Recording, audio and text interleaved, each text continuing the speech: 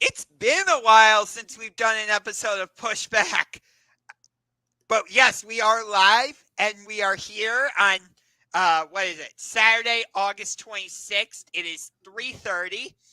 Um Before we get to the big, huge, exciting stuff with AEW All In, we want to take like 5 to 10 minutes and pay tribute to, I would say, one of the most creative minds in WWE, because some of the characters or gimmicks, whatever you want to call them, characters, gimmicks, I don't think it really matters too much. But yeah, unfortunately, we found out on Thursday night? It was Thursday night. Complete Yep. shock to everyone. Some people still are in disbelief. Yep. But yeah, Windham Rotunda, aka Bray Wyatt, has passed away, and we just want to take some time to pay tribute. Maybe talk about some of our favorite memories of Bray matches. Yeah. Just want to add on that at least now he gets to join Brody Lee in heaven. Yeah. We want to keep Brody Lee's name out there because, he passed away during the pandemic and AEW did a tribute show to him. So we just want to keep his memory alive as well. Especially because he was, one of the original members of the Wyatt family alongside Bray and Eric Rowan. And Braun Strowman later on. Later on, yes. I was about to say, Braun didn't join that immediately. What's up?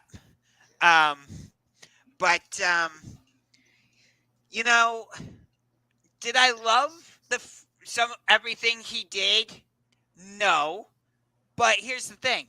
I appreciated that Bray was willing to try it.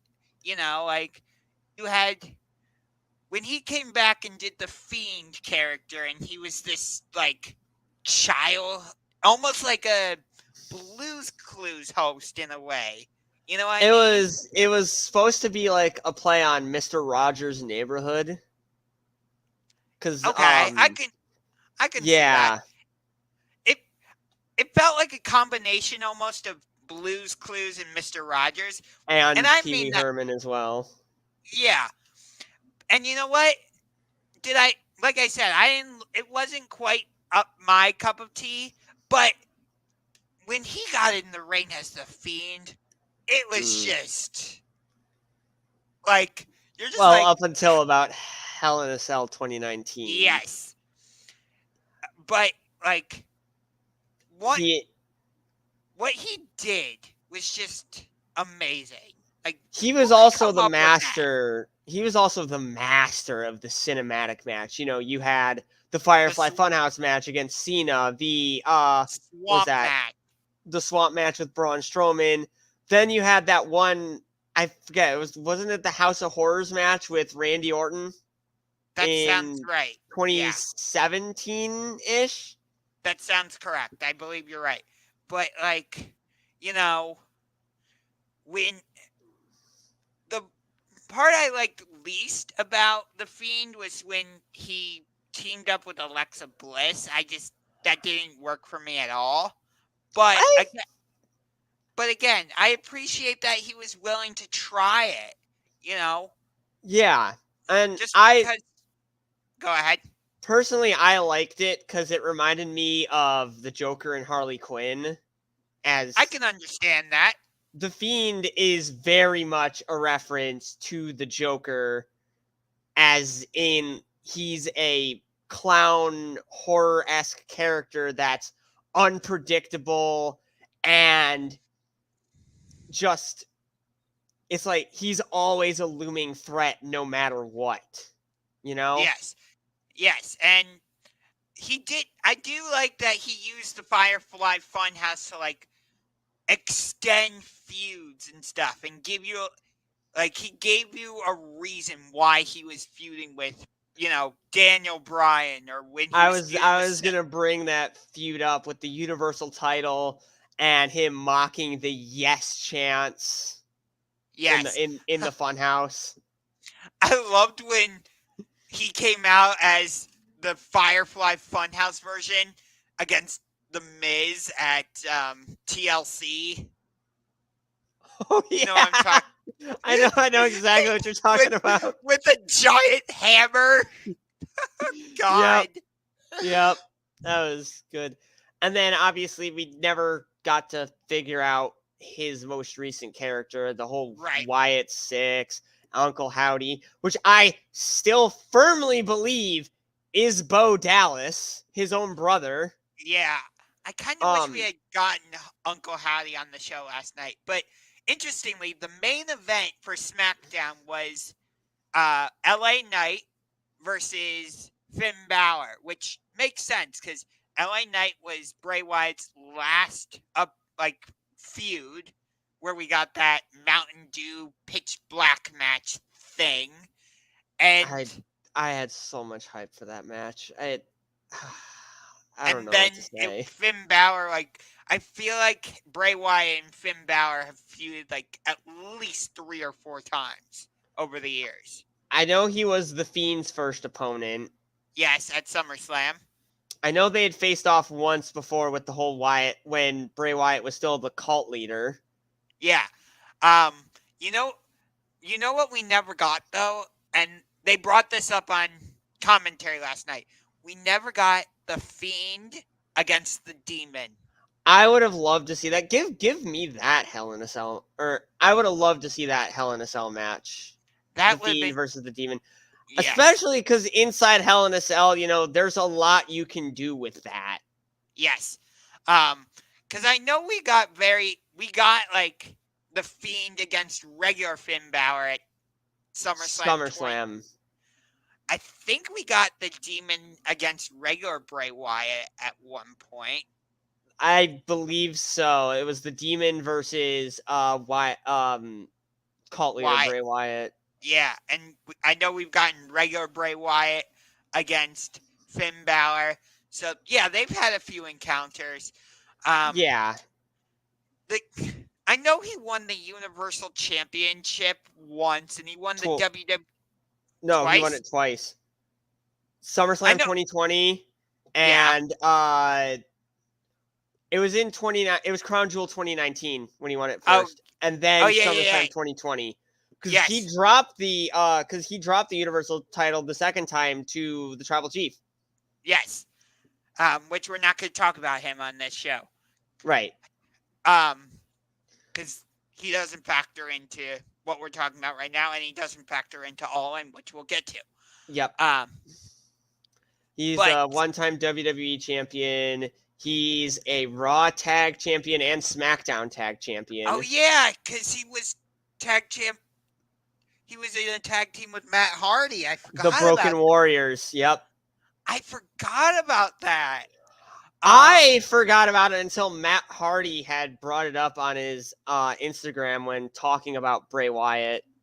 Yeah, but I feel like given his characters or gimmicks, again, I think those words are kind of interchangeable when it comes to wrestling.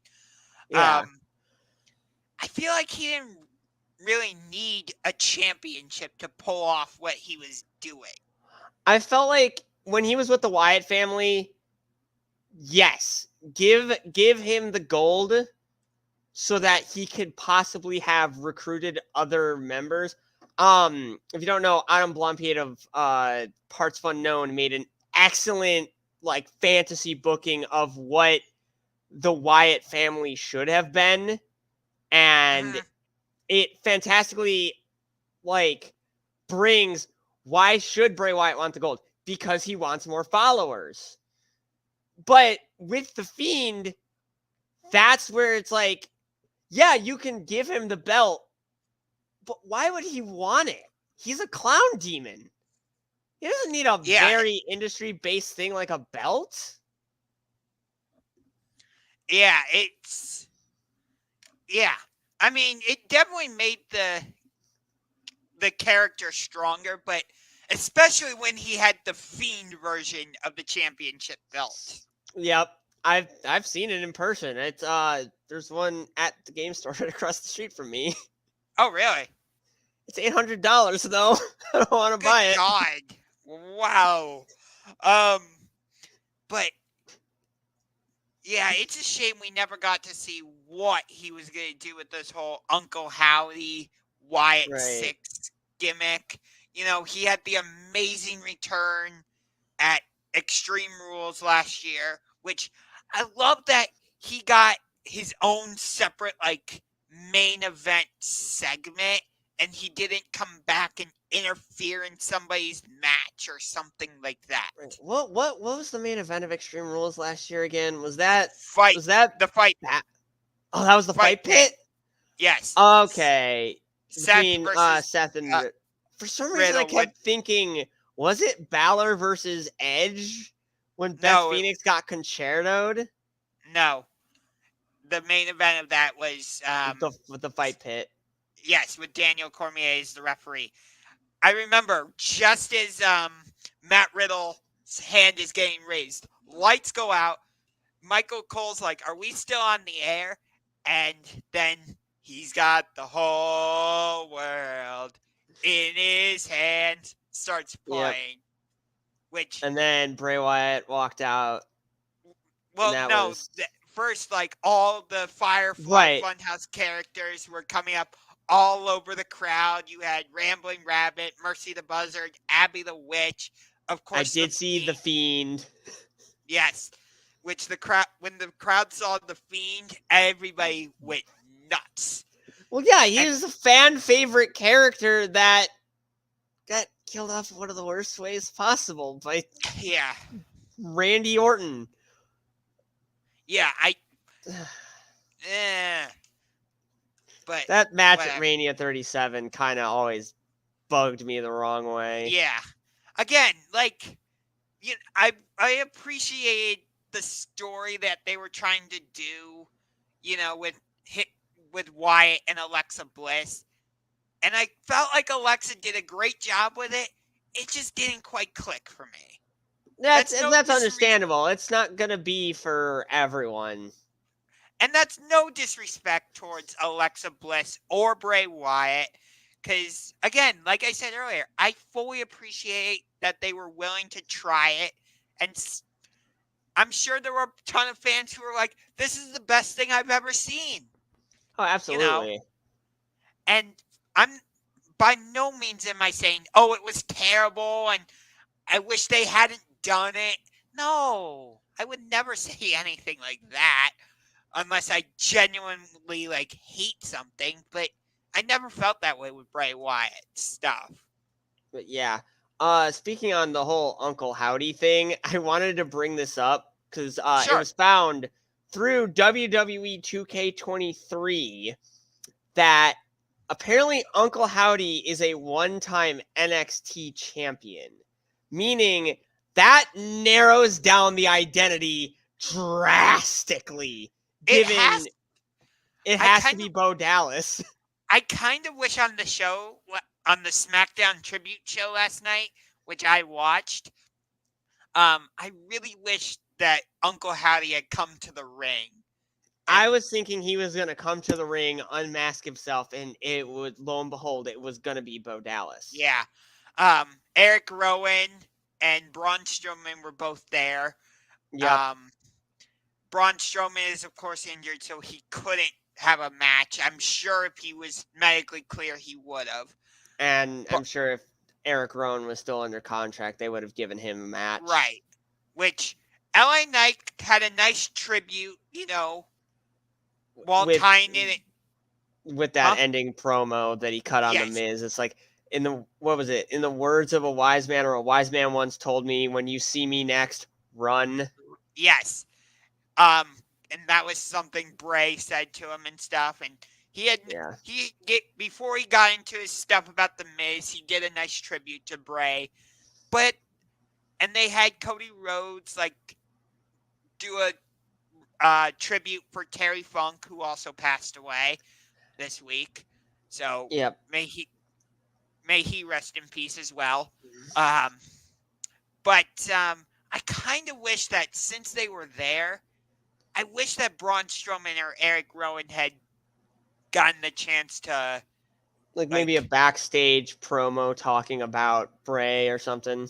Yeah, or like go out to the ring and grab a microphone and, take, I don't know, 5 to 10 minutes, whatever, and just talk about what it was like working with Bray Wyatt and stuff. Yeah. That was the only part I didn't like about the tribute show last night, but it's a It small wasn't enough of a tribute show. It that's Well, just a small thing. right. Because like they had the had video package, they had some other stuff in between. I heard. Right. Yeah, like throughout the show, they would show they had video clips, and they had the QR code, which when Bray The was QR making his codes. return, that was a huge part of it. Yep. Follow the White Rabbit and all that. Yep. And when you scan those QR codes, it went to various highlights of throughout Bray's career, like the first Firefly Funhouse episode. Did they have him winning the WWE Championship at Elimination Chamber? No, it was something with the Wyatt family. Probably their debut. I don't know. I forgot to scan that one. Mm. But there was Firefly Funhouse, the Fiend's first entrance at SummerSlam. Oh, that's such a good entrance. Yeah. And it was nice. At the end of the show, they did the lights out in the way like Bray did it with the Fiend. And then you just saw the lantern, and then on the Tron, it showed Bray Wyatt standing in the ring. Yeah, I don't know how they did that, but it was really probably they put an old picture of him standing in the ring. Something like that. It was, yeah, I thought it was great. Like I said, that's the Eric Rowan and Braun Strowman thing. That's just a little critique I have, but right. Other than that, it was a very fitting tribute for Bray Wyatt. So, like I said, we just wanted to take some time to pay tribute to, I would say, one of the most creative. I would actually call him the most creative mind in all of professional wrestling. Yeah, because think about it. Vince McMahon could have gone up to him and said, we want you to go out there and play chess against a donkey. And he somehow would have made that entertaining. He would have gotten it over more than he would have gotten it completely over. Oh yeah. So let me ask you this: do you think he would have gotten it as over as the kangaroo kick? Oh, that's a good question. Or we're double clothesline. Good segue to the biggest pay-per-view in professional wrestling tomorrow at 1 p.m. live from Wembley Stadium. All Elite is All In. That's right. For the second time, we are going all in. First one was back in 2018. That was pre-AEW. It was just more of a indie show. And you know who kicked off that pay-per-view, right? I'm trying to believe. Matt, I know MJF did, but I don't remember against who. No, you didn't say it right. Your current AEW World Champion, the devil himself, Maxwell. Jacob. Friedman. MJF. But MJF. We'll get to the ROH Tag Team Championship match. We're going to talk about every match on the card. So, little bit of a spoiler coming, because Collision was taped after Dynamite on Wednesday. Yes, Collision this week is not live because everyone is in London. Correct.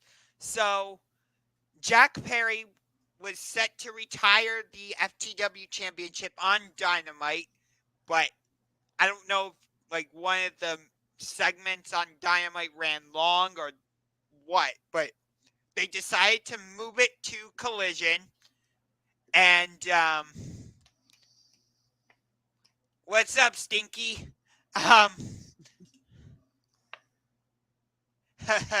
What's up, buddy? And so yeah, they moved the Jack Perry. No, I'm not calling him Jungle Boy, sleazy. Um, He's not shout out. he's not Jungle Boy anymore. He's Jack Perry. He's Jack Perry, damn it. That's my thing in the AEW Fan Hub Discord server.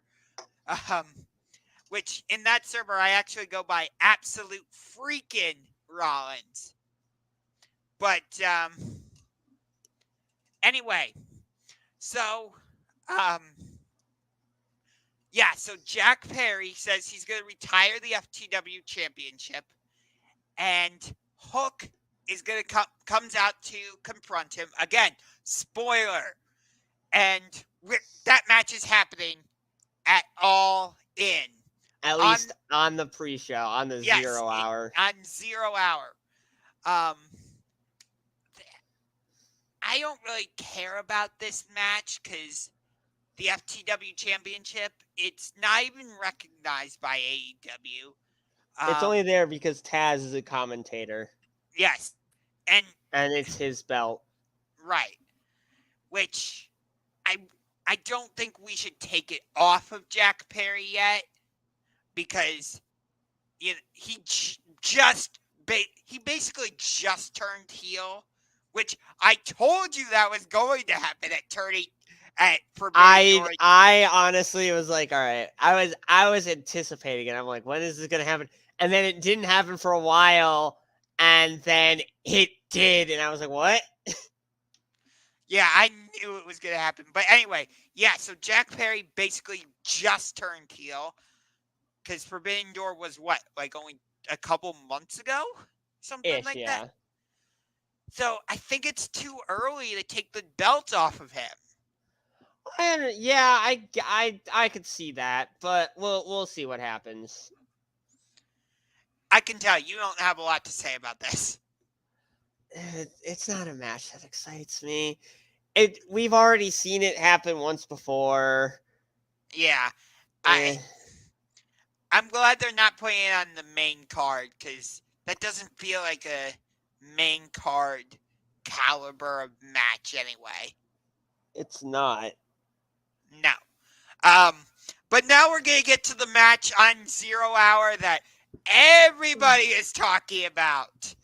And that is Aussie Open versus sorry, their name is Better Than You, baby.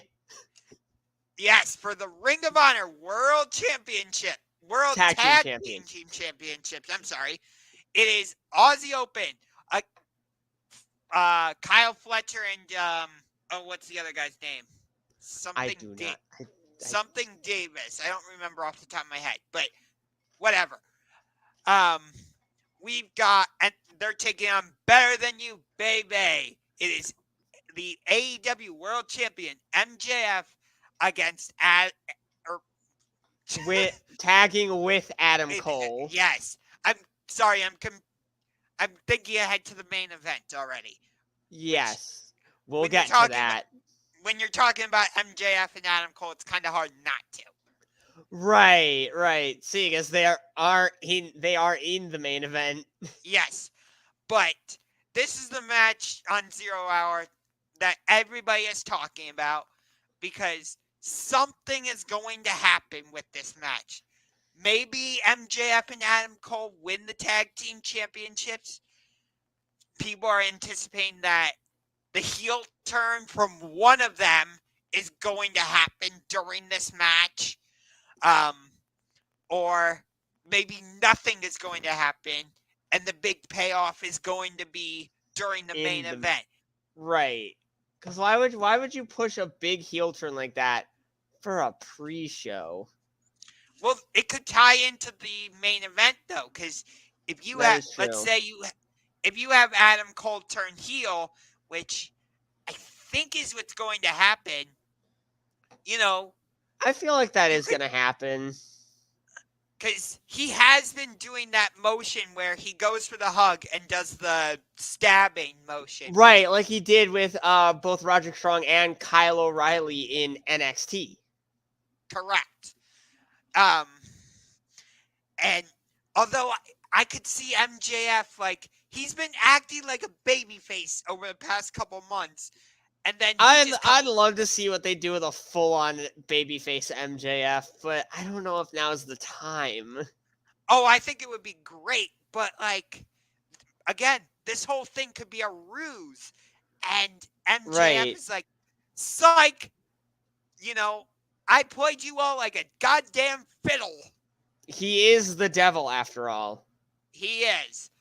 Um, so I could see it where, like, in the tag team championship match against Aussie Open, like, if Adam Cole is indeed the one turning heel, I could see him, like, intentionally leaving MJF, like, in the middle of the ring, getting beaten up for a while, you know, so that when they go to have their main event match, he's worn down, so it's easier for Adam Cole to win the belt.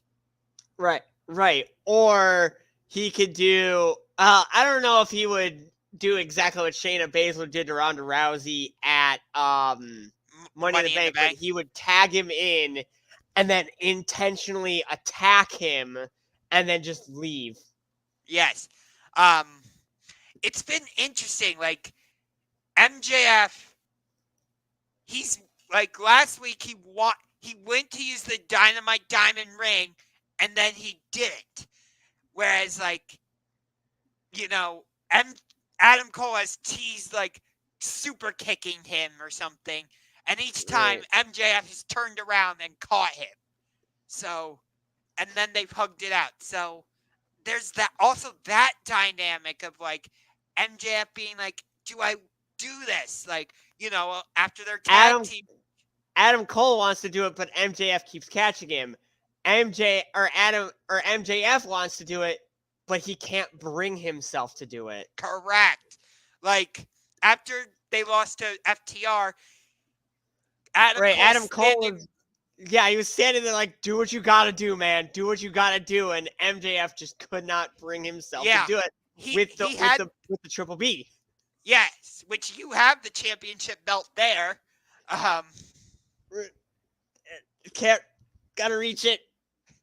Yep, the AEW World Heavyweight Championship. And as you can see, I put my name on it. Oh, okay. But yeah, so MJF had the belt, you know, in the position where, I'm going to drill you with this thing. And, but again, like you said, he couldn't bring himself to actually go through with it. Actually fix this. There we go. So that whole dynamic, I can't wait to see how it plays out with this match. Right. Or maybe what happens is, you know, Adam Cole goes to kick one of the members of Aussie Open, and he moves out of the way, and Adam Cole accidentally kicks MJF.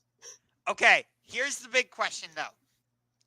Will MJF land the kangaroo kick in this match? That's the question everyone is asking. I think he does, but I don't think it will do any. I think it's going to be a near fall, a 2.99 near fall. I swear, that's the finish to the match. Oh my God. Can you imagine? The entire stadium, all 80,000, are going to be chanting I bet you throughout the match, the entire stadium is just going to be chanting, kangaroo kick. During this match, yes. Yes. During this match, yes. Okay, bonus question. We'll get to the main event later. But during that main event, will MJF hit a kangaroo kick on Adam Cole? I'd like to see that. I would like to see that happen. That would be hilarious. But, the crowd would just go fucking nuts for it. Oh yeah. So wait, which move do you think fans will be chanting for first? The kangaroo kick or the double clothesline? I think they're going to start with the double clothesline, but after the double clothesline is hit for a near fall, then they're going to start chanting for the kangaroo kick. Oh my God, the way they got the kangaroo kick over, they go to fucking Outback Steakhouse. You watched that video, right? I did. I don't. What I love about this story, and what I love about this, what I love about this story, and is the way they are riding that line between friendship and feud, because they've had, you had that initial promo battle, then they kind of had a promo battle last week, but at the same time, these videos are just hilarious. And then there was like the moment when like they were selected for the blind tag tournament, and they both at the same time said, "Shut up, Shivani." Yes. I love that. Like, we need to go to our opponent's palace, Outback Steakhouse, and Adam Cole's just like, it's the bloom. No, it was MJF. He's like, the bloomin' onions, the bloomin' onions. Oh my God. I just remember the video that played before the match with Sammy Guevara and Daniel Garcia, where they were at that place where Adam Cole was trying to get MJF to try spicy food. Oh yes. And then they double clothesline the janitor. I loved this most recent video. They double clothesline the guy with the crocodile, and they get called into Tony Khan's office. They come out, and MJF goes, he's going to regret that come 2024. And Tony Khan's like, what did you just say? I was just saying, hi Tony Khan. I was thinking like at some point they were going to double clothesline Tony Khan. Oh my God. Hey, say what you will about him, but he would be willing to take that bump. Yes. And it's kind of hard not to talk about the main event, but we'll leave that for later. So now let's get to the actual main card. And man, there's a lot of good matches on this show, I have to admit. But I want to start with the match that was most recently added. Well, actually, let's get to this. Let me ask you this first. What match do you think is going to open All In properly? I want chaos. Give me the Stadium Stampede. The Best Friends, Orange Cassidy, Eddie Kingston, and Penta El Cerro Miedo versus the Blackpool Combat Club, Santana and Ortiz. All right. I like that, but wouldn't it just be fitting if at the start of All In we hear, carry on my wayward son? You think that Bullet Club Golden Konosuke Takeshita versus the Golden Elites? I can respect that. I definitely see that happening. It makes so much sense. Wait, what if they start the match with FTR versus the Young Bucks 3? Oh, I was thinking they were going to save all the title matches. They were going to put all the title matches on last. Because you've got the House of Black versus the Acclaimed. Welcome back, Billy Gunn. I'm sorry, Daddy Ass. Nope, he's not Daddy Ass. It's Badass Billy Gunn. Oh, he's bringing back his old DX character? That's right. Yes! Which I'm sorry. We can just talk about that match. I'm sorry. I never believed that retirement for even a minute. I kind of felt it was real, but at the same time, I had this inkling like, no, because they're gonna probably end up doing the title change at All In. Which I can understand why they would do the title change, but I don't think they should. I definitely agree, but think of how over the Acclaimed have been. Right. And, they got kind of their title reign was kind of rushed to get the titles back onto FTR, you know? Yeah, but here's the problem, though. Ever since winning the Trios Championships against the Elite at Revolution earlier this year, has House of Black really feuded with anyone besides for the Acclaimed? No, they had a mini feud with the Best Friends, which led to just a match. Yep. Like, they had a mini feud with the Jericho Appreciation Society that led to that triple threat that match. triple threat. But like, they As I haven't call it, a really 9-man gotten tag any. match. But they never really gotten any proper stories. So it's like, it makes sense why they would give the Acclaimed and Billy Gunn the Trios Championships. I just feel like they shouldn't, because you could do other stories with House of Black. Right. I mean, well, yeah. Well, there's not that many trios on the roster. I get that. Well, on Collision specifically, because that's where the House of Black kind of are. They haven't been on Dynamite, well, except for on Wednesday. They've been on Dynamite actually the past 2 Wednesdays. Oh, really? Okay. Yes. So I guess you could have more stories for them, but with the Acclaim being over, there's a lot more heel trios out there. They could do the Acclaim versus Bullet Club Gold with the Guns. That's probably who they're going to drop the belts to, if I had to guess. But and then have the Guns and Jay White drop the belts to CMFTR.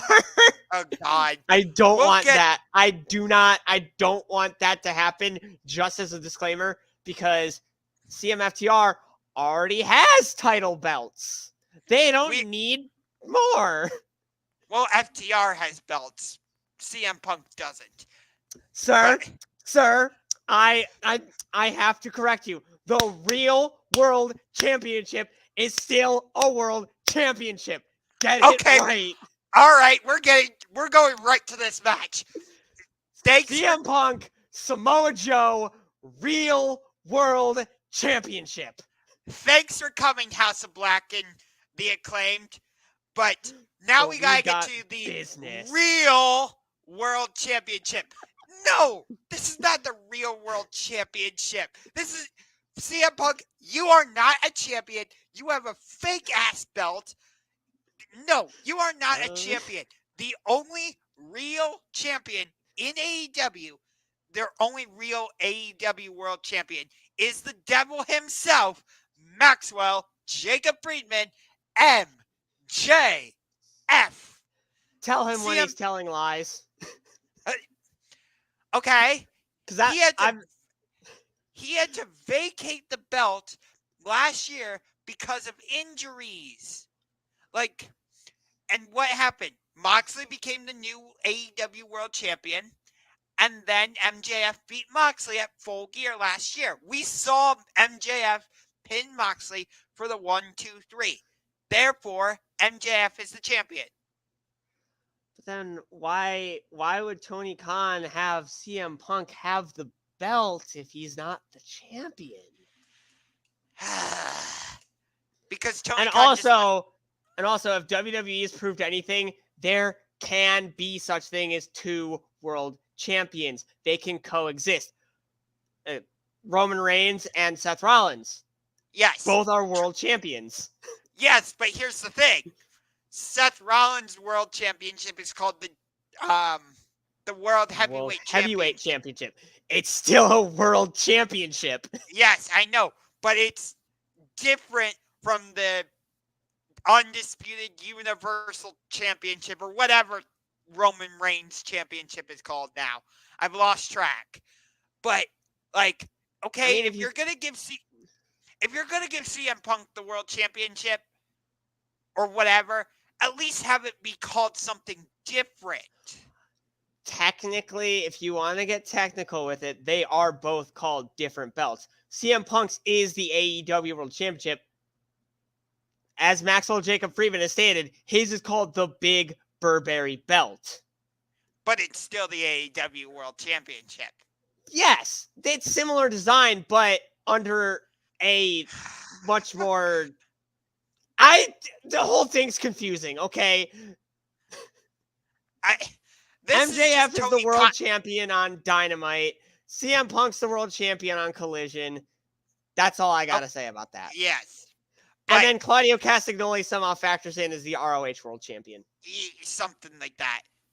But kind of like NXT all over again. In terms of like Samoa Joe against CM Punk, this is one of 3 matches I'm looking forward to. Extremely looking forward to. You know what?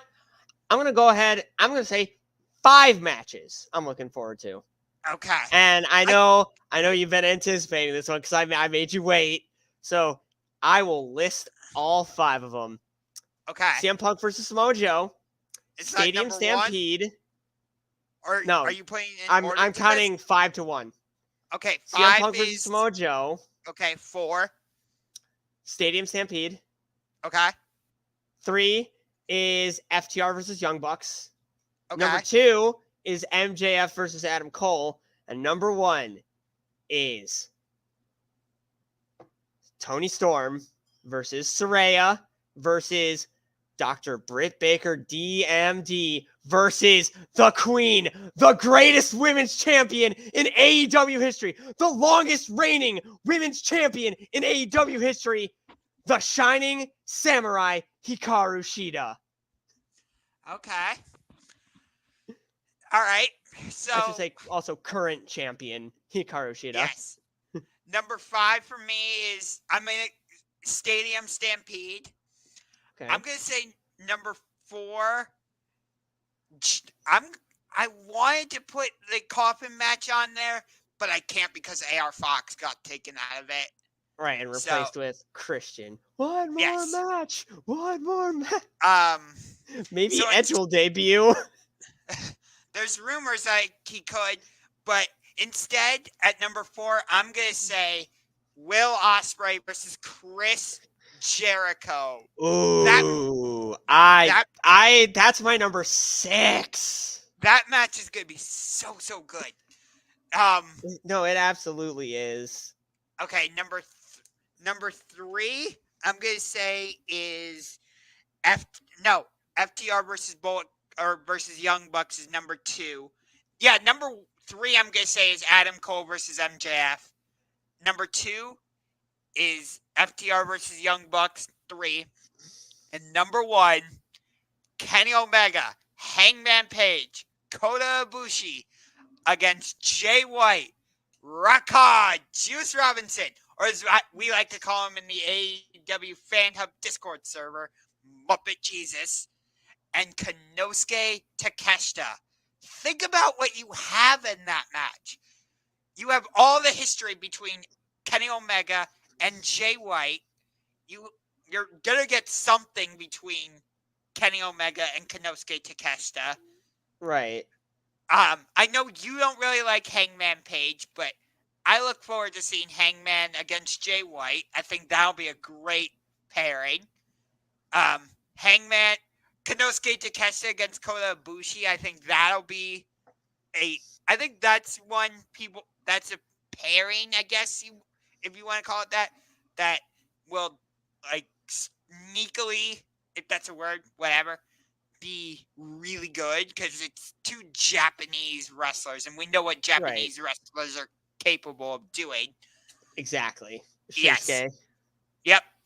Tanahashi. Kojima. Kazuchika Okada. That's the one I was...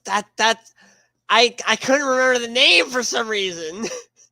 Kazuchika Okada, the Rainmaker. Tomohiro Ishii. Minoru Suzuki. Shota Umino. Asuka. Yep. I almost said her actual name, Io Shirai. Yep. Io Sky, which Io Sky. She successfully retained her championship last night against Zelina Vega. But not surprising. They just do not want to push Zelina Vega at all. No, but we're staying on All In. Which match were we talking about? We were talking about the 6-man tag match between Oh, Bullet yeah, Club yeah. Gold and Yes. Golden Elite. Yes. I love how we're just jumping from match to match. Yep. Oh yeah, we've been forgetting to do predictions, but whatever. We But can anyway, talk about predictions at the end of this segment yes. when But we've laid out the course for all the matches. yes, which again, I know you don't really like Hangman Page, and I can understand that because like part of your argument His character is just all he does in his promos is complain. Like, my guy, you make millions of dollars. You don't need to complain that much. Yes, that's my biggest problem with Hangman is like most of the time it's feel sorry for me. I'm an emotional Oh, wreck. woe is me. You're a former AEW world champion. Get over yourself. And like, most of the time you see him, he's drinking beer.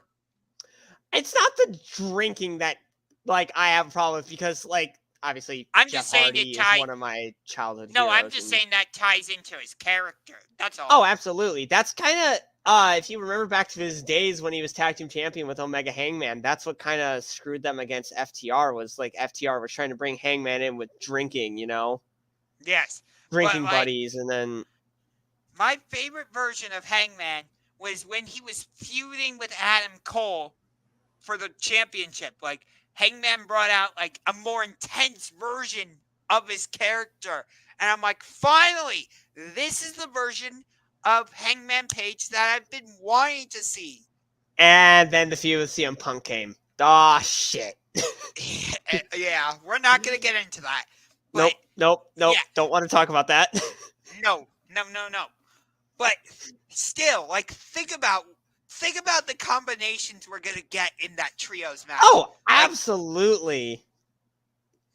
Like Kenny Omega versus Jay White, they have all the history in New Japan, and I get that, but I would have loved to see them have a proper like feud in AEW, because that would be so good. They could tie New Japan stuff into that. I think what they should do with Kenny versus Jay White, I would save that for Full Gear. Okay. I like that. But if you want a straight up singles match, yeah, you're gonna do it on pay-per-view, but not this one, because there's still faction stuff that can be done. Right. And we know what's happening next week at All Out. It's going to Kenny Omega versus Konosuke Takeshita at All Out, which I don't know why AEW is doing back-to-back pay-per-views like this. I'm sorry. It bothers me just a bit, because it's like, now you have to do a 1-week build to another pay-per-view, and you only have 3 shows to do it. Right. Yeah. No, 2 shows, because Rampage doesn't really add anything. That's true. That is true. Rampage, like last night at Rampage, one of the matches was QT Marshall against Gravity for like the AAA something championship. Yes, and you had Orange Cassidy against Aaron Solo. I'm like, why? Why? We know right. Aaron Solo isn't going to win this match. Right. But who the heck is... I forgot Aaron Solo even existed. He's with QTV or something. But I know. Alongside Johnny TV. And Harley Cameron or whatever her name is. Oh, that's right. Yes. But since we brought up Orange Cassidy, Stadium Stampede. I feel for Rey Fenix. I was really looking forward to him in this match, but I guess the visa issues, that sucks for him. Yes. It really does. Pac was supposed to be part of this, but he's injured. That's why Eddie Kingston is in it. So it's going to be Death Triangle plus the Best Friends versus the Blackpool Combat Club. We wouldn't have known who the 6th member for Blackpool Combat Club was, right? My guess is it would have been Shota Umino. I could absolutely see that being the Because, case. they tagged with him at Forbidden Door. And, Right. yeah, it would have made too much sense to do that. Right. But, we got the return of Santana and Ortiz on Right. Dynamite. And Ortiz used the Mad Ball. I'm trying to The think about Mad that. Ball, like Oh. the thing in the soccer, whatever. Oh, okay. Yeah. So this is going to be interesting. You know who I'm Right. really looking forward to seeing how they do in this match? Is Trent Beretta. He has been 'Cause on fire recently. The parking lot match, the anything goes triple threat. he looks so good in that anything goes triple threat match. Like, being able to basically kick Moxley and get the win by pinning Penta. I'm like, okay, Trent, I see you got something here. I And I'm think like, by the end of this year or at some point into next year, I think the best friends should be AEW tag team champions. I like that. I'm not saying Trent Beretta should turn heel or anything, but at some point, I could see Trent Beretta pulling off a singles run. I could definitely see that, but it's one of those things like, do you really want to break up a team that's been together for well over a decade? Right. And by no means am I suggesting that they should break up the best friends or whatever. Right. It'd be like breaking up the Street Profits or the New Day. That's just something that you don't want to do. Right.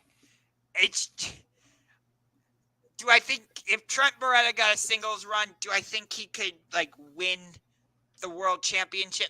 No. But I think see him his holding. peak as singles being like, okay, he probably would win like the TNT title. I think he would be good as TNT champion too. Oh, absolutely. But, talking about this match, think about what we're getting. Like, we're going to get crazy spots because Eddie Kingston is going right after Claudio because they hate I thought he was going to go straight for Moxley because they hate each other. Oh, God, yeah. If they were Eddie Kingston's just going to rush everyone on the Blackpool Combat Club side. Yes. I was saying this in the AEW Fan Hub Discord server. If they had decided to scrap Stadium Stampede, I think they could have done one of three options. Moxley versus Cassidy for the International Championship. Right. It's kind of crazy that we're doing All In London and there's not an international. Yeah, an international pay-per-view with no international championship match. That feels a little weird. But then again, if you think about it, none of the mid-card singles titles are being defended. There's no TNT championship match. There's no TBS championship match. And there's no international championship match. Correct. And yet we're getting an FTW championship match. Right. Yep. That's meh. Because that makes all the fucking sense in the world. Exactly. Ugh. That's dumb. Stop pushing a belt you don't even recognize, Tony. Right. But anyway,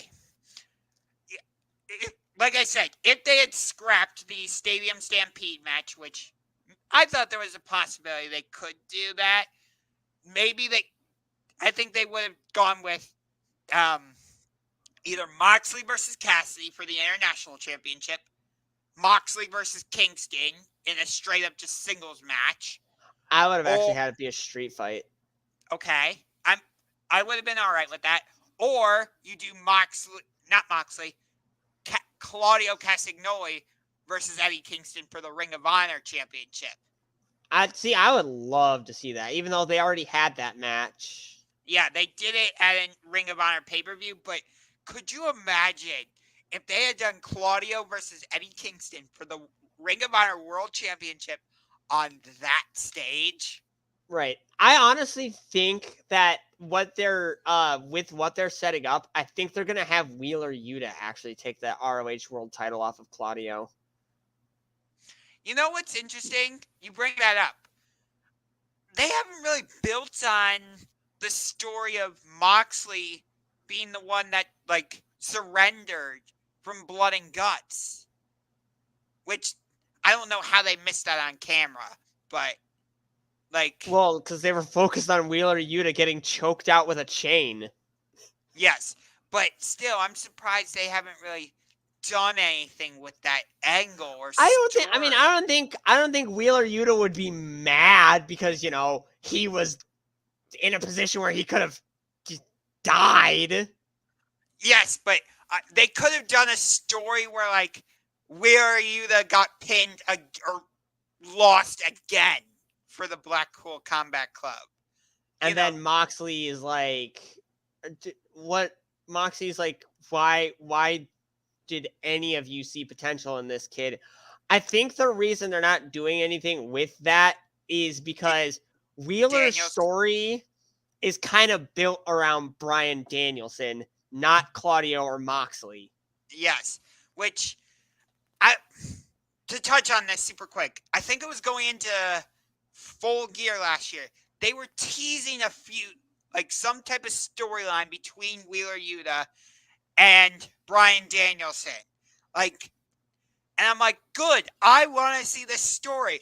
And I would love to see them have that singles match at Full Gear. And then they switched on a dime, and we ended up getting that Ring of Honor Championship match. Jericho versus Claudio versus Danielson versus Guevara. Right. Which we know that match ended up being great. But at the same time, I'm like, I wanted that singles match between Danielson and I think the best, I wish they had done this at some point. I kind of wish they did Claudio versus Danielson for the ROH World Title in a straight up singles match. Interesting. But okay, because I feel like they're going to try and keep the belt, the ROH World Title, within the Blackpool Combat Club, whether it be Yuta or Danielson taking it from Claudio. Apparently it was there was talks that before Danielson got injured, they were going to do Kenny. There was a rumor that they were maybe going to do Kenny Omega versus Bryan Danielson at this show. See, I would have loved to see that singles match again because we got it at, what was it, Grand Slam last year, and it was that was a time limit draw at 30 minutes. Yeah, 2 years ago, because I forget what Kenny Omega did on that. Because last year's Grand Slam, it was Danielson against Moxley for the World Championship. And Kenny Omega was not on the show because remember the Elite were suspended. Correct. At Grand Slam. Yes. Because of Brawl Out and stuff. Okay, which so we've talked about. Right. We've kind of talked about Stadium Stampede. We've talked about the Trios Championship match. We've talked about the real World Championship match. He's not the real World Champion. Get out of here with that garbage. We've talked about the 6-man tag team match. I guess it's time to talk about the coffin match. I feel so bad for AR. Well, I don't know who to feel bad for in this situation. AR Fox or AEW? I don't know. Here's the thing. I was actually really invested in this storyline because, like, I felt like Swerve Strickland and AR Fox together were just great. I'm like, this is awesome. The Mogul Embassy finally has its mojo. It's something you as an AEW fan can get invested in. Right. And then on Dynamite, they decide, nope, we're going to take AR Fox out of the Mogul Embassy. And now the coffin match is Swerve Strickland and Christian Cage against Darby Allin and Sting. And this could be one way for Adam Copeland to debut in AEW if they do, if that is what happens. Yes, but for me, when Christian Cage, when AR Fox was taken out of this match and Christian Cage was put into it, for me, it took it from a 10 to like a 6. And I understand that, but Darby is also running that, side story with Luchasaurus and Christian Cage for the TNT title. Right. I get that, but like I'm not that invested in that storyline. Like I just don't care. Right. You know what I mean? Like Christian Cage is a great heel, don't get me wrong. But I'm like, it's whatever. Whereas like I said, this whole when Swerve Strickland and Nick and AR Fox literally went into the house where Nick Wayne was trained and just basically killed him. And they grabbed Nick Wayne's phone and called Darby. I'm like, okay, there is something here. Let me see where the story goes from here. And then I'm they like, just dropped it. Yes, which Tony Khan has a reputation of doing that. Guevara versus but Jericho. Yes, which we'll get to Ospreay versus Jericho next. But I'm sorry. I was really looking forward to this match. I would have had it in my top 5, but no, not anymore. No, I'm sorry, but the loss of AR Fox, I'm just like, why?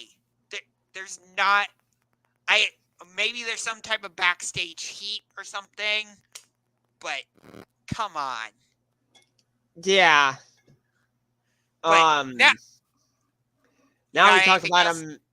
Now we get to talk about a match that we are excited for, and that is Will Ospreay versus Chris Jericho. Yes, the GOAT versus, I think what they're calling Will Ospreay is like the Billy Goat or something. It's something like that. And with this match, Chris Jericho is literally playing himself to the goddamn ring. Because Fozzy just performed at a concert last night at Wembley. And they're going to play Jericho to the ring. So I guess, is he going to sing his full song and then just walk down to the ring? What I think is going to happen is I don't think he's going to be singing at all because the crowd does it anyways. But Ospreay's obviously going to win this match. Of course. And it is not for the IWGP United Kingdom Championship. Yes, he changed it from the United States Championship. Yes. Because I think if they had put the title on the line, you would have known for sure that Ospreay was going to win. I mean, obviously Jericho is just doing this to put over Ospreay. Right. That's kind of what his put over. That's kind of what Jericho's role has been recently, Right, because he put over Ricky. I was going to say Action Andretti first. Yes, he put over Action Andretti, although that hasn't really worked because he's just stuck in with Ring of Honor. Darius Martin. No, Dante. Dante Martin. Wait, no, it is Darius because Dante got injured. Oh, yeah.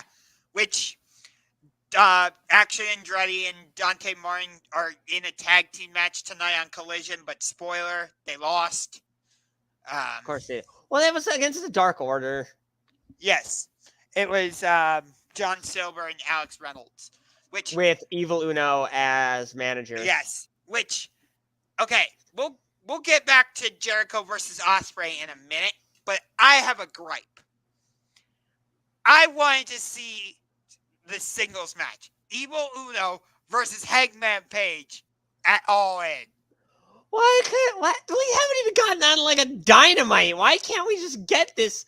Because the Dark Order storyline needs conclusion. Hangman left them. What? Are they turning heel? Are they gonna... I don't know what's going on. I mean, and Like, remember, like, leading up to the Texas Death Match, Evil Uno looked great in his singles match against Moxley. And Right. before that, Evil Uno got right in Moxley's face and slapped him. But, like, Evil Uno was saying to Hangman, like, get out of my face. We've gotten tired of listening to you. Like, I remember that stuff. Like, does Tony Khan think we as wrestling fans just forget about that? No, wrestling fans do not forget. Why do you think that? Why do you think that the Universal title wasn't cool until it moved to SmackDown? Because people hated the belt. The red one, yeah. And I think also because people hated that Vince McMahon kept giving it to Brock Lesnar. That is true, but I mean, at least he wasn't the inaugural champion. Yes. That was Finn Balor. Yes. And then it was Kevin Owens. Kevin Owens was great. Kevin Owens is great no matter what. Yes. I love his new gimmick of being pissed. He's just angry for no reason, and then Sammy's just there, like, trying to calm him down. Yes. I forget who it was, but somebody on AEW was like, recently was cutting a promo, and they're like, even Kevin Steen hated you. Was it against Jericho? Because remember, Kevin Owens betrayed Chris Jericho the same way, or actually no, Don Callis betrayed Chris Jericho the same way Kevin Owens did by gifting him a painting. Oh, that painting segment where Jericho's like, hold on, I want to see that painting. And then it's Don Callis beheading Jericho. Like, really? Because you thought Jericho was going to say no to joining the Don Callis family, you were, what? You were going to behead him? Like, no, he chose Will Ospreay to beat him up with a chair instead. Yeah, I can't find the promo, but it was hilarious. Like, somebody, I'd have to find it, but they're like, even Kevin Steen hated you. I guarantee you that's against Jericho, because there's no one Kevin Owens hated more than Chris Jericho. I think it might have been during the mandatory Jericho Appreciation Society meeting. You know what? I could see that. Which I think the JAS, specifically Danny Garcia, Angelo Parker, Matt Menard, and Sammy Guevara are going to tie into this match between Ospreay and Jericho. Do you think they're going to help Jericho or Ospreay? I really don't know, because they all left. Well, Sammy didn't necessarily leave the JAS, because he didn't say officially that he was leaving Jericho. Like, he basically right. said, maybe he's like, maybe if I don't know, Konosuke Takeshita somehow gets involved in this match because he's affiliated with Don Callis as well. Maybe Sammy Guevara comes in to help deal with Konosuke Takeshita. I know he's already in a match, but you can be in a match and also interfere with another match. We've seen it before. Yes, that is true, but because I don't think they're going to do that, because one, because he's in a match already, but I hear what you're saying, but two, because they're going to want to make the Kenny Omega Konosuke Takeshita match as big as possible. I don't know if you want him interfering in the Ospreay Jericho match necessarily. I mean, given how shady Don Callis is as a character, it wouldn't surprise me if, he kind of used Takeshita to help Ospreay win, but then Sammy Guevara comes in and he helps Jericho, because Jericho has been there for Guevara since the very beginning of AEW. Yes, which Okay, I'm also disappointed about this. Here comes another rant. Jericho and Sammy had a great promo battle where Jericho was saying to Sammy, like, why didn't you call me when you were going after MJF? Because if you did, you would be standing here as AEW World Champion. And Sammy Guevara goes, oh, that's funny, because you didn't call me when you were going after Adam Cole. And if you had, you wouldn't have lost to him. Twice. And I'm like, okay, good. We're about to get a proper feud between Sammy Guevara and Chris Jericho, and it can culminate at All In. And then then they dropped it. And I'm like, seriously? Like, you had a story right there. You could have done so much. I feel like if you had done Sammy Guevara versus Chris Jericho at All In, that match would have delivered. Oh, absolutely. There's no doubting about that. We know the fact, I'm sorry, but the fact that Sammy Guevara doesn't have a match at all is disappointing. He's one of the 4 pillars. I mean, all the other 3 pillars have a match.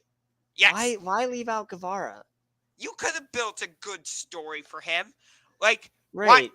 Couldn't we have done, like, Sammy Guevara against Daniel Garcia? That could have been... True. That could have been a good match for Or maybe do Sammy and Daniel Garcia versus Angelo Parker and Matt Menard. Like, maybe have some tension there. That feels that feels more like a 0-hour match. True. Maybe a handicap match. Sammy and Daniel Garcia versus JK. I don't know. I would have said Sammy and Daniel Garcia against Jericho and Takeshita, but they already did that match on Dynamite. Right. That's the end. Which they run back matches on pay-per-view that they've done on Dynamite, but which I don't love when they do that. But still. Okay. So we've talked about Jericho versus Ospreay.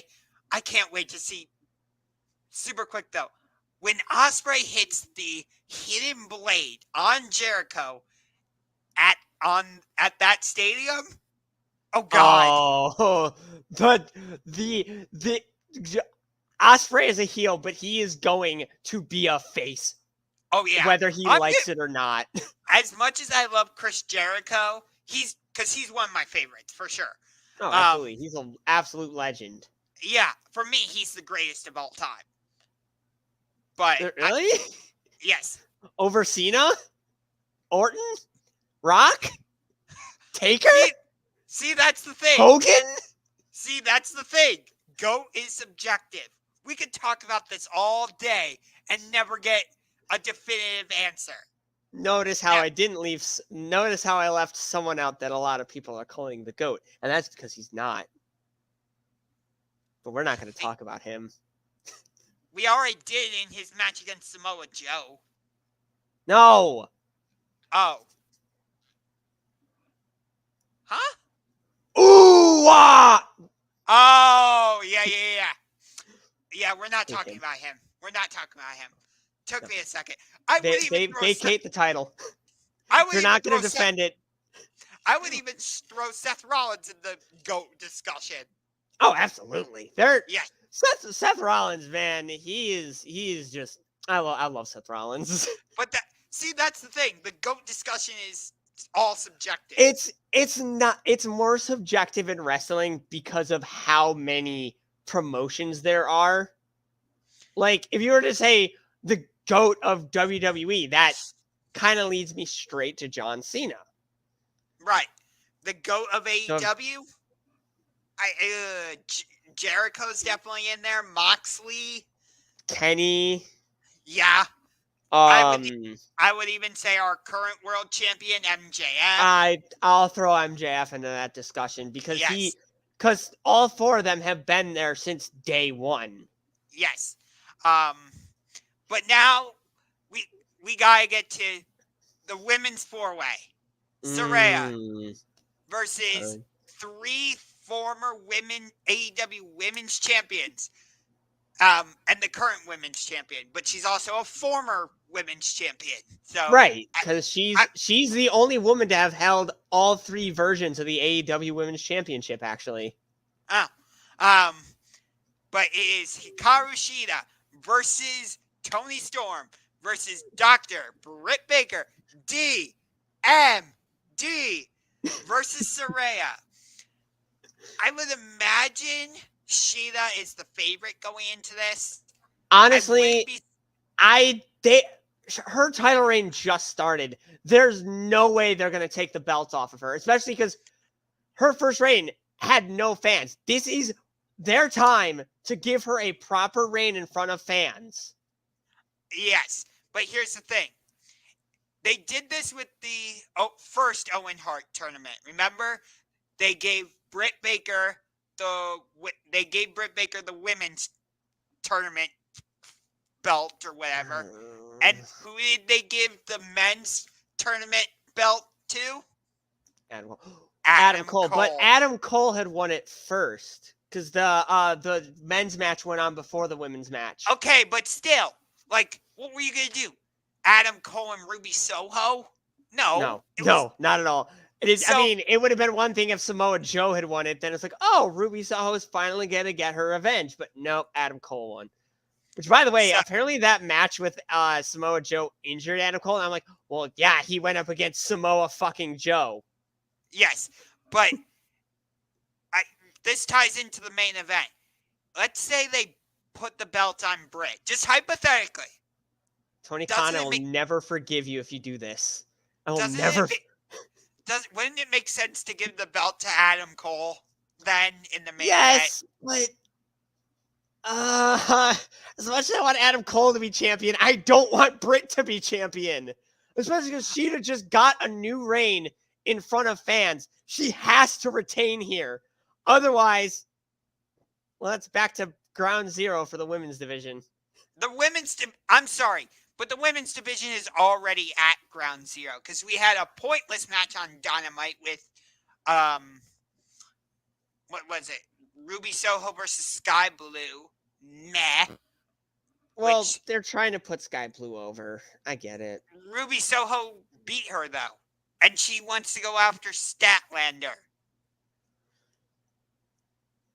Why? I'd like to see that match, actually. Yes, but Ruby Soho is not buried. Yes, she is. She is buried. Where's Julia Hart? Where's Anna Jay? Where's Red Velvet? Where's Jade Cargill? Okay, Jade Cargill. Willow.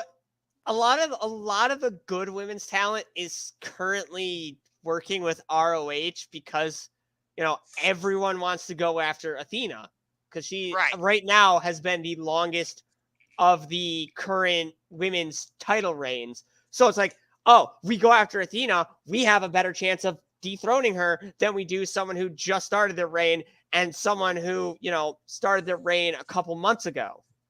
Yes, but overall, the women's division in AEW is horribly booked. Never been one of their strong points. That's why having Shida as champion kind of elevates the title more than if Tony was still champion or if Jamie Hayter was still champion. Because let's be honest, their title reigns.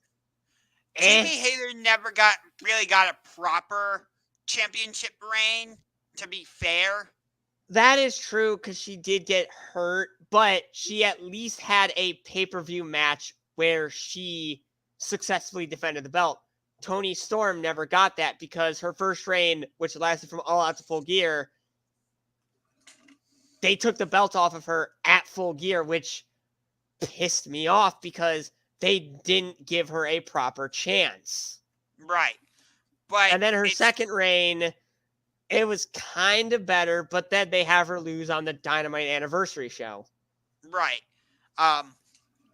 Which I didn't think that match was going to be the main event of that show. I thought that as soon as I saw that it was going on last, I knew Shida was winning the belt.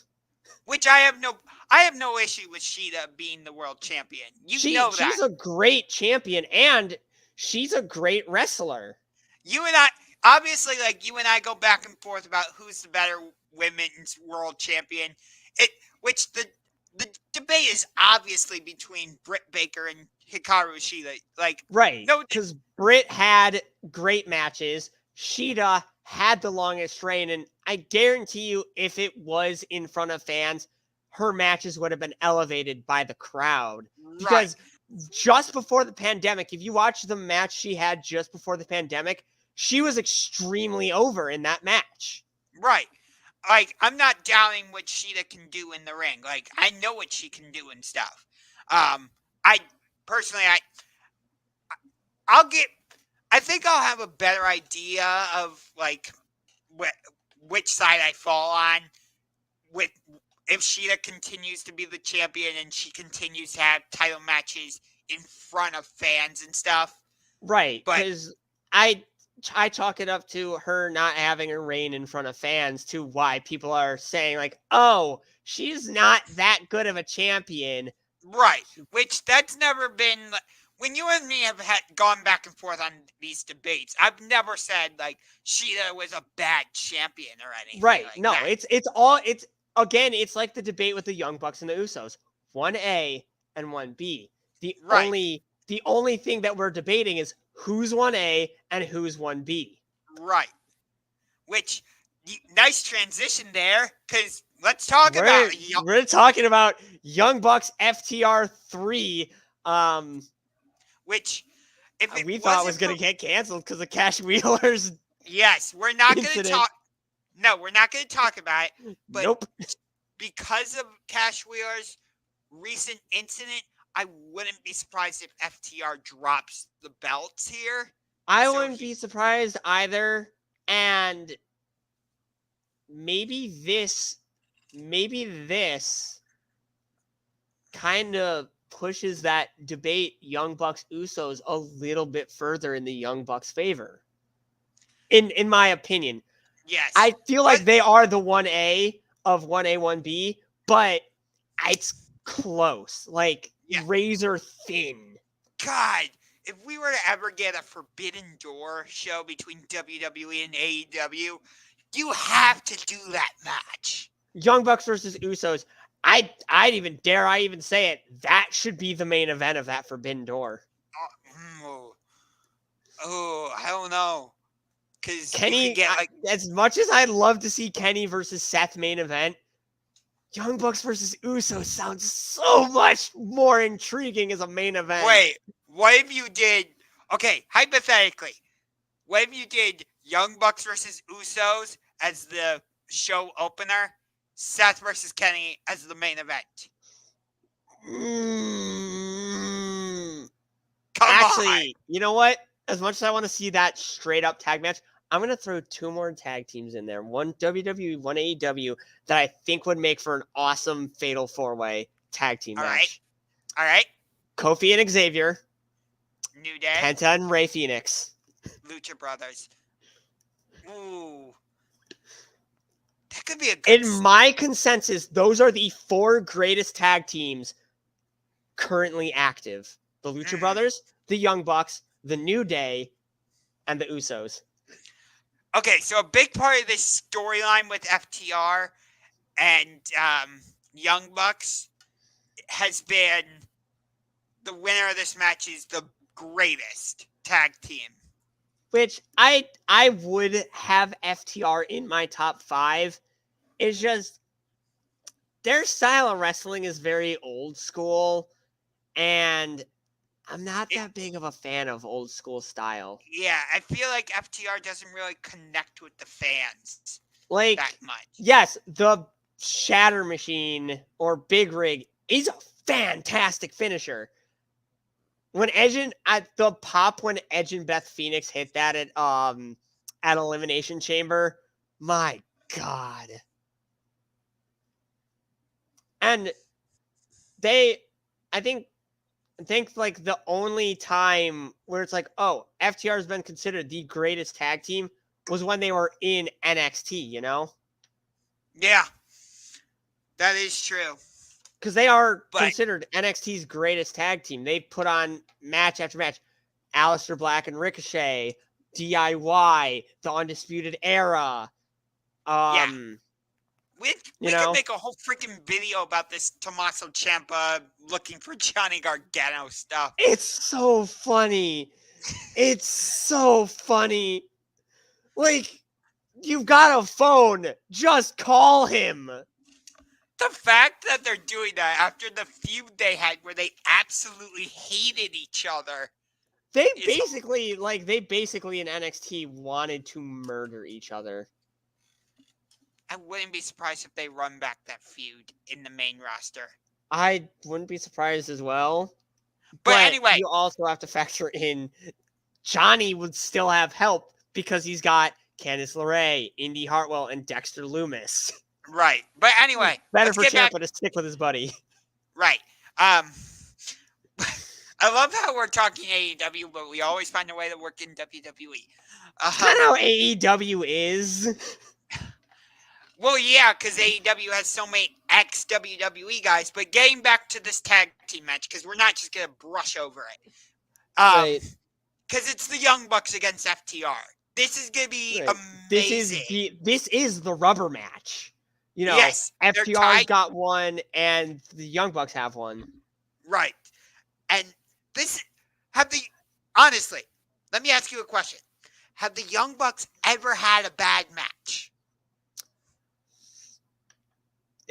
In your opinion, that match against the Hardys this year was pretty bad. Okay. But in general... And talking on pay-per-view alone, no. And they are one half of the greatest tag match in AEW history. And actually in wrestling history, the highest rated match in tag match in wrestling history against Omega Hangman. Oh, I thought you were going to mention the steel cage match against the Lucha Brothers. That's the second highest rated all time. The only reason Young Bucks versus Omega Hangman is the number one rated all of time is because it's the Young Bucks and Kenny Omega. Yes, which Dave Meltzer, for some reason, will give Kenny Omega a 5-star match for just standing in the ring and sneezing. I mean, Kenny Omega is... We love you, Dave, but come on. Kenny Omega is the god of wrestling. But like, I could see it being that the Elite win all their matches because this is, like... All in. This was their child. Yes, and this is all Elite wrestling. Even though it was, although it was Cody Rhodes who was the one who took the bet leading to the original All In. Correct. But still, we're getting 80,000 fans at this show. This is by far the biggest single night show and I think like in the last 10 years at least. Yes, it's passed like a bunch of WrestleManias. I think it passed WrestleMania 32. I want to say it did. And it did pass WrestleMania 39 this year, both nights. Not both nights combined, obviously, but night 1 and night 2, it did pass that. Yeah. Yeah. All right. I think there's only one match left. And it's main event time. Yes. Okay, so how does Mark Henry say it on Rampage? It was like, it's time for the main event. It's time. Okay, so let me ask you this. So MJF and Adam Cole have been coming out together to that like mashup. Yep. Right? For this match. Do they come out together or do they come out separate? Yes. What do you think? It all depends on what happens during that ROH tag titles match. If one of them turns during that match, I think they come out separate.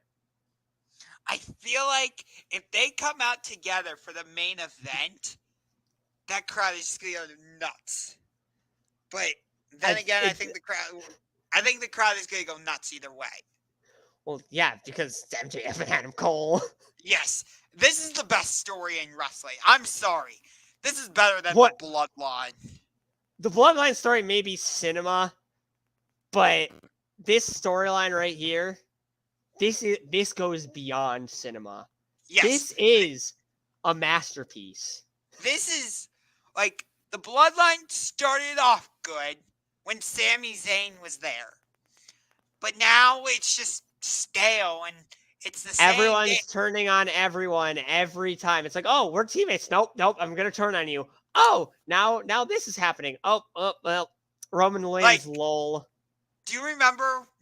I remember we were watching SummerSlam, and we, like, when Jimmy Uso came out and super kicked Jey Uso, we didn't even, like, have a big reaction to that. We were just our reaction was, why? But yes. Why though? Yeah. Like, I remember our reaction to what was the other turn this year? Shayna Baszler versus and Ronda. Our reaction to that was, what? They're doing this now? Yeah. I remember. I think Bryan literally fell on the floor. No, that was during the Money in the Bank ladder match when Damian Priest won it. Bryan literally fell on the damn floor. He was like, no. It was hilarious. But anyway, what do you think though? Are MJF and Adam Cole going to come out together? Again, it can go one of two ways, and it all depends on what happens during that ROH tag team match. I don't think they would come out together if one of them turned on the other, because now there's no need for them to come out together because they're not friends anymore. I feel like, you know what? Even if the heel turn doesn't happen during the tag team match, I still think they're going to come out separately during the main event. I can see that because when two people who have been teammates have fought each other, they've always come out separately. It would make more sense because right. I can't even imagine the pop MJF is going to get when I can't do his song that well. All right, now let me ask you this. If the heel turn doesn't happen and yet they do go out separately, who comes out first? Who makes their entrance first? I think, for some reason, it's usually the champion who comes out first. If they do that sometimes it could make sense in like a multi-man match, but in a singles match, it's always challenger first. But for some reason, something in my brain is telling me MJF is going to make his entrance first. I don't think that'll tie into the match, but somewhat it could. Maybe MJF comes out and he's waiting for Adam Cole because he thinks they're going to do the thing, and then Adam Cole just comes out and attacks him. Yes, on a damn tractor. It's not Brock Lesnar! I just wait. Yeah, we're going to watch Adam Cole flip the ring over. Yes. I just waited to hear your reaction to that. That's all. He's not Brock. I know. He doesn't have a farmer character. That doesn't make any sense. I know. I just wanted to hear your reaction to that. I knew it was stupid when I was saying it. Trust me. The funniest thing you've ever said. But still, oh my! I can't even imagine what they're going to do in this match. You know, Roderick Strong and the Kingdom are going to tie into this match some way.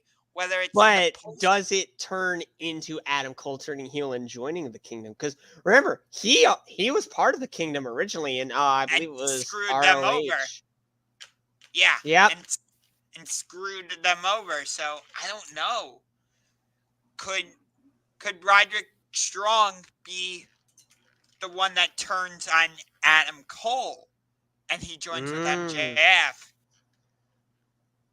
Ooh. But why would he? I mean, he has no connection to Adam Cole.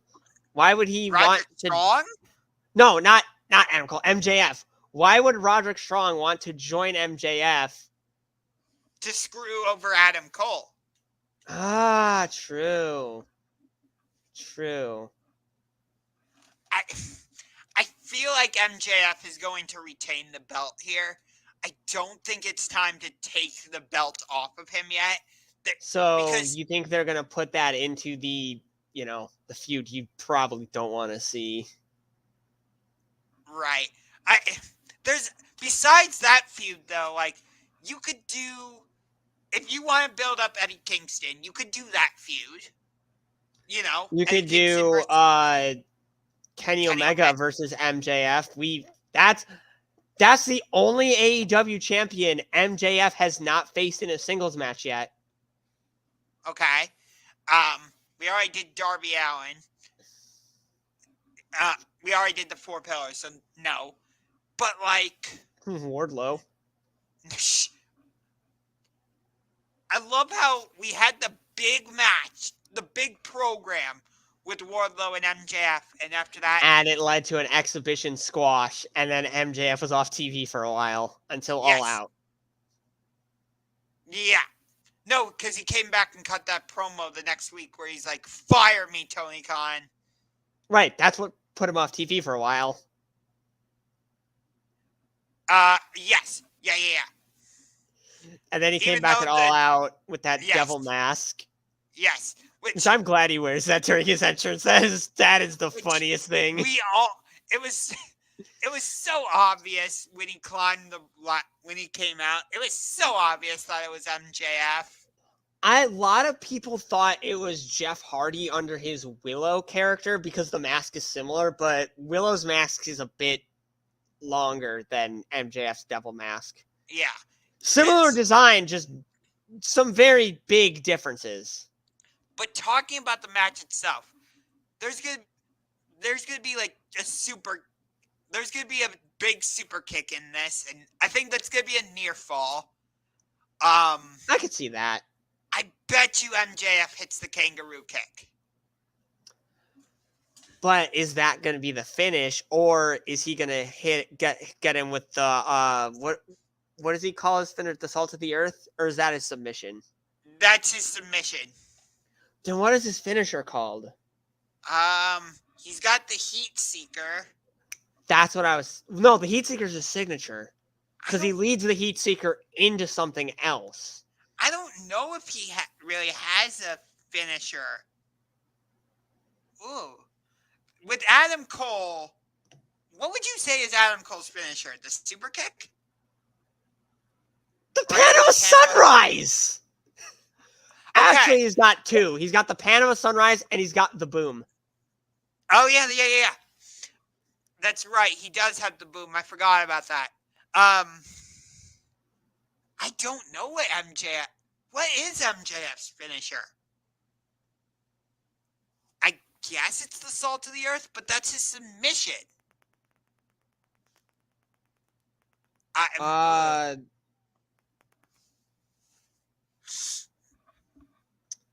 It might be the Heat Seeker because it is a rope-assisted pile driver, and pile drivers are usually finishers. Just ask The Undertaker and Kane. Huh. Pile driver. He's got something called the Southampton's Plunge, which is a hammerlock DDT. I've never seen him use it. Yeah, I don't know. Obviously, he's got the double cross, which is the Crossroads. Right. But anyway, I bet he's going to lock in the Salt of the Earth armbar during this match. I don't know if that's going to be the finish, though. I feel like if he's going to use the kangaroo kick, that is going to be the finish. Yeah. Either that or it's going to be a near fall because it would be too obvious. Right. Could they use the most devastating move in all of sports entertainment?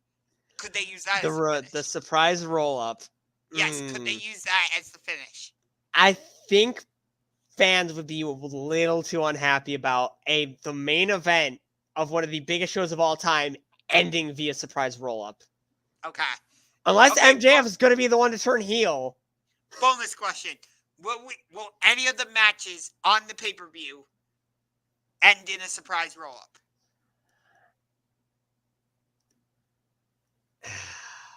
I could see Jack Perry versus Obviously, Hook. unless Hook wins, because unless Hook wins it, I could see it ending being a surprise roll. Yep. I mean, unless you want Jack Perry to lock in the snare trap. What would be funny is if the Young Bucks hit the surprise roll-up on FTR to win the match. Yes. Put some heat on the Bucks. Okay, I like it. No. Billy Gunn surprise roll-up Malachi Black.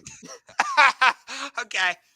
I wouldn't be surprised if the surprise roll-up is used to finish at least one match.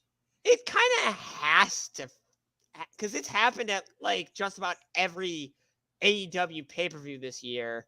Yes, but I don't know what the finish. I could see MJF locking in the Salt of the Earth and making Adam Cole tap out. Does Adam Cole have a submission? Not that I know of. I know he had one in NXT because he did it. He had a submission match against, was it Gargano? That sounds familiar. But there's so many ways this match could finish. Like, you could get the Roderick Strong, and I bet you there's gotta be a rough spot in this match, right? There has to be.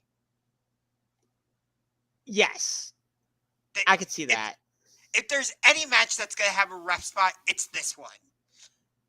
Because, like, you need to get Roderick Strong and the Kingdom involved in some way.